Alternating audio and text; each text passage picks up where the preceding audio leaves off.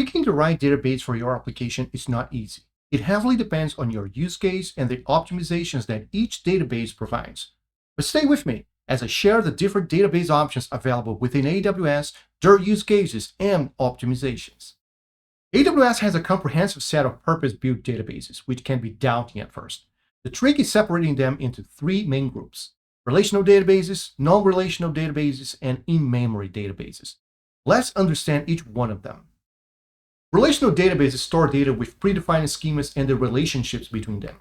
These databases are designed to support ACID transactions, to maintain referential integrity, and to ensure strong data consistency. Data is stored in tables, with column and its data types defined by schemas. Therefore, relational databases work better with structured data.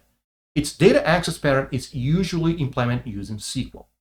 It is ideal for use cases like ERP and CRM business applications and scenarios where higher accuracy for transactional queries, such as financial and retail transactions. You should use relational databases when you are migrating an on-premises relational workload, or if your workload has ad hoc query patterns. Non-relational databases, also known as NoSQL databases, use different data models for accessing and managing data. They are optimized specifically for applications that need to handle large data volumes with predictable latency for each transaction.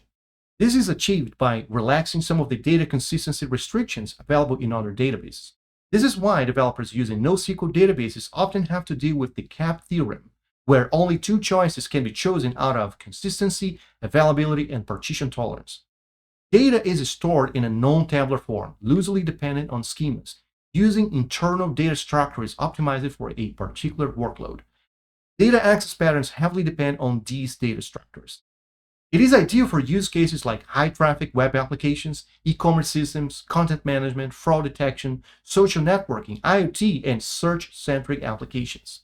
If you are designing applications that require predictable latency, extreme volumes of concurrent requests, storage of unstructured data, NoSQL databases are your thing. In-memory databases are used for applications that require real-time access to data. By storing data directly in memory, these databases deliver microsecond latency to demanding applications where millisecond latency is not enough. It is ideal for use cases like caching session management, gaming leaderboards, and geospatial applications. You should use in-memory databases when you want to completely remove disk and network I/O from the critical path of your transactions. Use them to offload your transactional databases. Let's look at the available relational databases. Amazon RDS is a fully management service to set up, operate, and scale known databases like MySQL, PostgreSQL, Oracle, and SQL Server. It can provision up to 15 read replicas and has a storage capacity up to 64 terabytes and provides automated backups during the backup window of a database instance.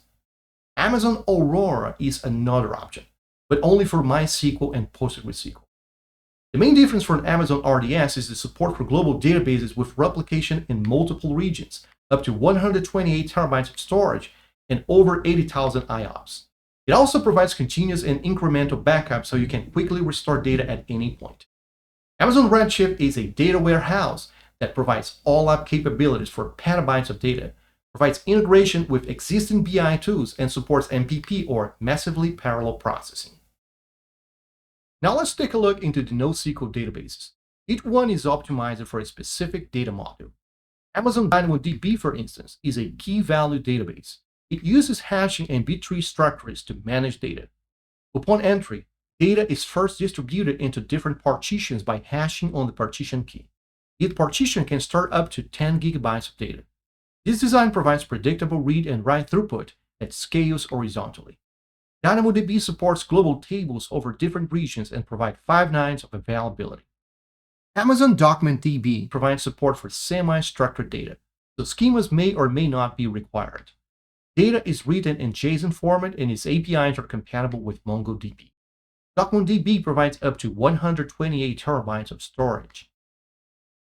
Amazon KeySpaces provides support for wild column data. That means that columns are flexible. It supports heavy reads and writes and high throughput with virtually unlimited storage. It's fully compatible with Apache Cassandra. Amazon Neptune is a graph-oriented database able to navigate billions of relationships, which is ideal to find patterns in complex connected datasets. It provides multi-AZ read replicas, and just like DynamoDB, also supports global tables over different regions. Amazon TimeStream is a time series database optimized for querying data that changes over time, such as readings from an IoT device. It decouples storage from query and ingestion to allow for massive scalability. Amazon OpenSearch is a distributed search engine based on Apache Lucene that organizes data using an inverted index. This data structure allows for textual searches with sub-second response latency. For the list of in-memory databases, let's start with Amazon ElastiCache. It is a cache in the cloud service that provides support for Redis and Memcached. ElastiCache is designed to be a caching layer for your existing databases to speed up reads and writes. It provides extremely low latency, 4 nines of availability, in a large set of data structures to fit many use cases. Amazon MemoriDB for Redis is similar to ElastiCache in terms of features and characteristics, but it is designed to be the primary database for your applications. This means that no synchronizations between your caching layer and the database will be necessary. We just visited all databases currently available at AWS. Hopefully, it helps you decide which database to pick for your specific use case.